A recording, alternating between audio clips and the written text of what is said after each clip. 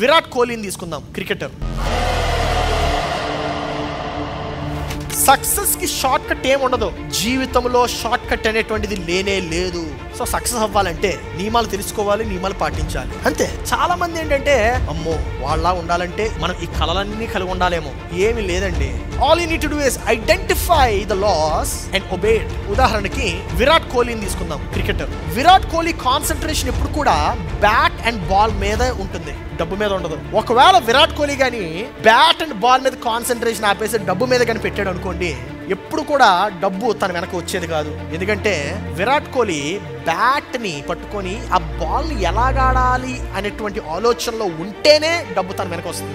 విరాట్ కోహ్లీ ఎప్పుడైతే ఆ బాల్ వస్తున్నప్పుడు నేను ఎటువంటి షాట్ సెలెక్ట్ చేసుకోవాలి, ఎటువంటి షాట్ ఆడాలి, ఆ గాలి ఆ బాల్ ని ఎలా తిప్పుతుంది, ఆ పిచ్ ఆ బాల్ ని ఎలాగ డీవియేట్ చేస్తుంది అనేటువంటి ఆలోచన మీదనే తన యొక్క దృష్టి పెడితే definitely money is going to come running after him. నేను అడిగే ప్రశ్న ఏంటంటే ఈరోజు నీ దృష్టి దేని మీద ఉంది?